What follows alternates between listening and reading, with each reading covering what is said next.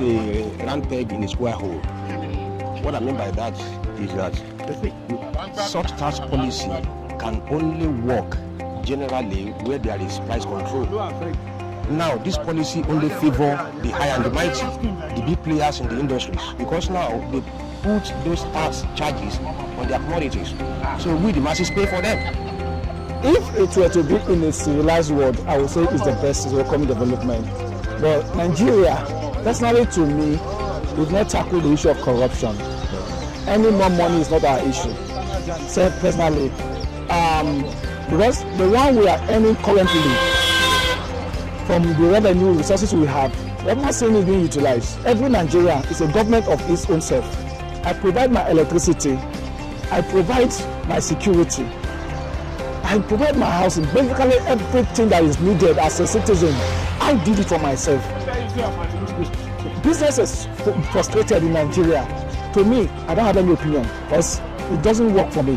The tax policy in Nigeria has been in place for some months now, and then the government said they want to use it to generate more revenue for the country, and as well as use it to build up some infrastructures. That is one. And two, for the tax policies, with the little experience I've had, it has about different rates for different set of people in different sectors. The businessmen, the civil servants, and the likes of it. Even in the civil servants, there are different rates of taxes that belong to each other.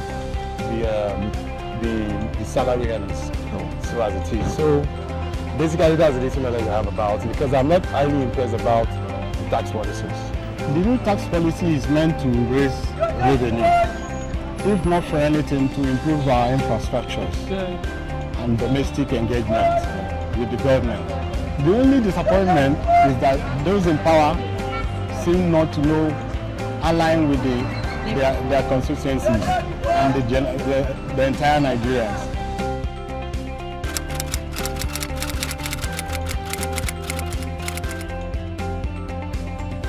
Look at the federal secretariat. You can see how the place is scanty. That's part of the negative aspect of the tax policy. Okay. But see, when you introduce a program like this, governments have to come up with idea on implementation. It's not just about bringing policy. Implementation matters most. And who are your targets? For example now, this tax policy, if you listen to civil servants now, they are crying due to this tax policy. The right thing for the government is, whenever you want to cater for the masses, don't cater for civil servants. That is where our federal government are getting it wrong. Cater for the unemployed.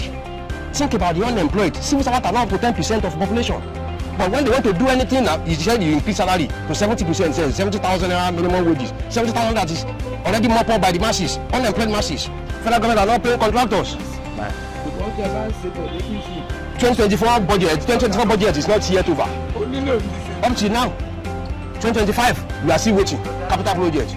Not talk of 2026. This is April, and they are still borrowing. Despite subsidy removal, tax policy that is bringing them IGR, increase the IGR, they are still borrowing. And they refuse to pay contractor. Pay your own taxes. Why? What will I pay? No money coming in 2024. My business is a small-scale business, so filing my tax report, it hasn't affected me yet. That's why I say I've not read the document. I've not gone to see my tax performances so far. I've not gone back to see do the audit yet, so I can't tell you how it's affecting me and how it's not affecting me for now.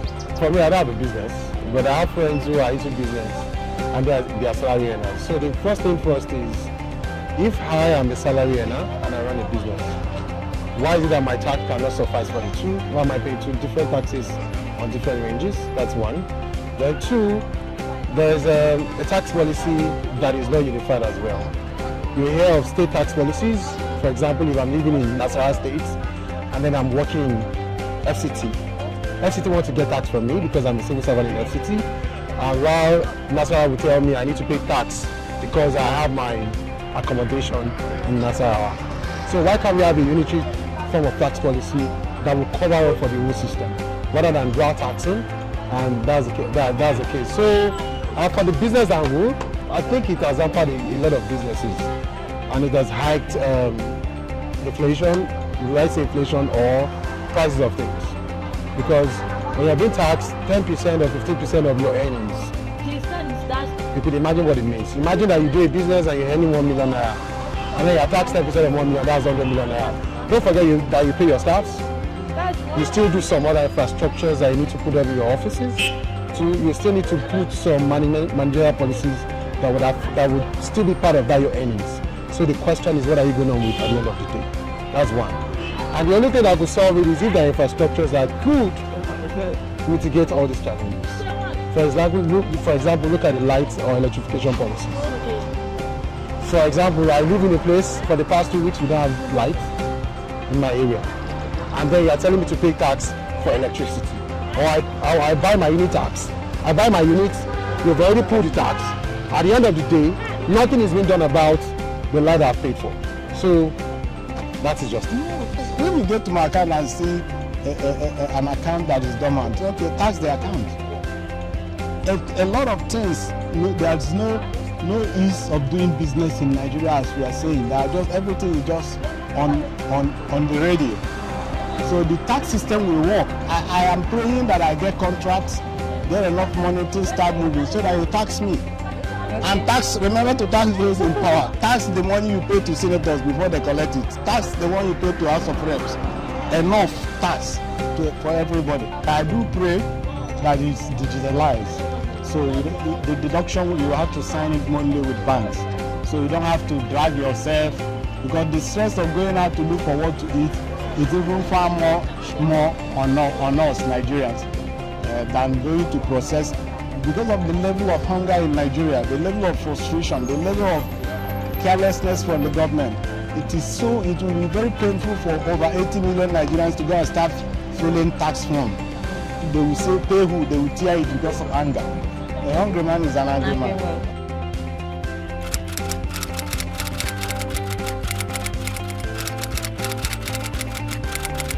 It's not just about bringing policy that the favor government. Implementation plan is the most key aspect of every policy. You are bringing a tax reform, okay. When you introduce subsidy removal, May 29, 2023, what are your plans to cushion the effect on the masses? By now, I'm expecting federal government or presidency to have ordered NNPC all NNPC outlet to have CNG pump. What's wrong with that? That's the alternative they introduced to us. But now, is CNG available for everybody? Even though when you see a filling station where they are selling CNG now, you will see the long queue like tomorrow no day. A lot to be done. Like I will tell you, we don't have infrastructure. Security is zero level. Zero level. On a daily basis, we wake up to the news of Nigerians being killed. Even house rents are not affordable in FCT so far. Because so far, people are running from state to FCT believing that it's safe here. And the inflow of people gives inflation to rent, to transport, to everything. Everybody is complaining.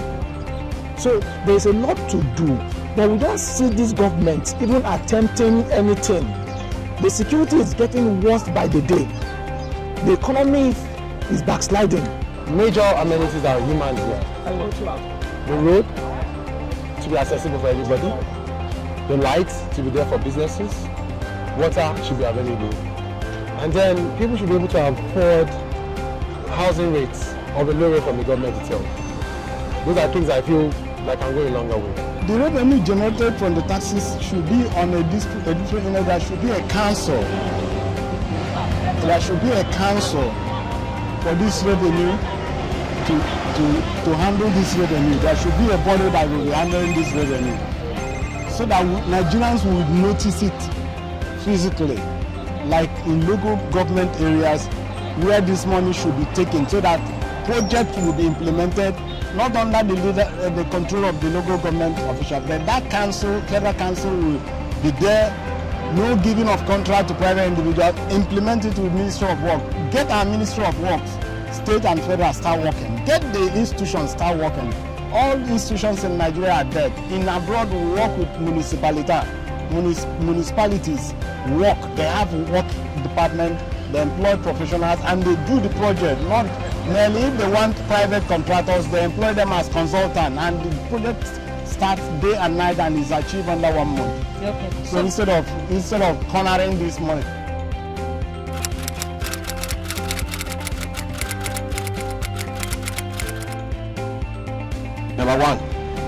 let him start paying contractors, releasing all this money for the budgets. Let me shock you. All these contractors, the money that comes to them is far, far bigger than civil servants. Once contractor is paid, 50% Nigerians have been taken care of. Let him start from there. Pay local contractors, forget all this here, Jajanchike, Coastal Road or Badagry Road we are doing. Let him pay contractors, local contractors. All those people who have cutted away our money. Those people who are giving project of Lagos Coastal Road or this Badagry Road, they are taking money away outside the country. Let them pay local contractors first. Areas are survival. We will survive it. We are survival. Whatever they throw at us, we will survive it. But I'm just praying that it doesn't get to the point where Nigeria will have to revolt. It will be bad. I wish we can get alternatives to happen to address our issue currently. If we get to the point that Nigeria will have to revolt, I can't say, let me not just say anything. Adaptation policy. Well, it might sound harsh, but I'll have to seek my needs rather than my wants.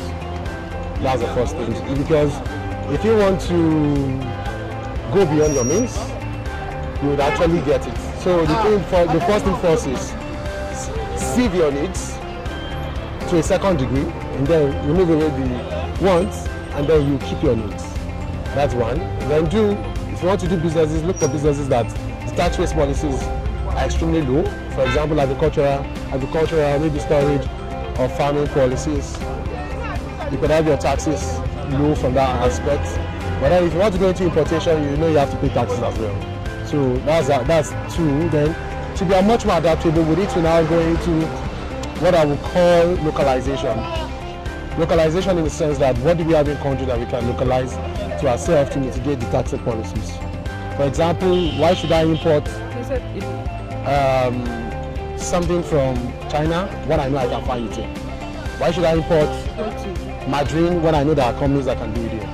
Why should I import paracetamol when I know that it can be manufactured here and the likes of it? So we need to look into localization, manufacturing of those items that we think it's going to do more tax for us. That's one. Then two, you asked about what would make you willing or other people willing to pay taxes? If only the things that the tax money is being collected for. There's a policy that says this is taxpayers' money. It works in countries where the taxes are being collected and people are seeing the dividend of the tax. So people will be encouraged when they get the results of the tax they are paying for. Nigerians are not ready to adopt any tax reform and tax payment, obedience to tax policies, because they have not seen nothing from this administration. They are disappointed. There's insecurity. Nothing is working. There's no energy to power it. There's no electricity. There's no food on the table. There's no fuel to power vehicles. They pay 3 times what they used to pay on transportation. And you're talking about taxes.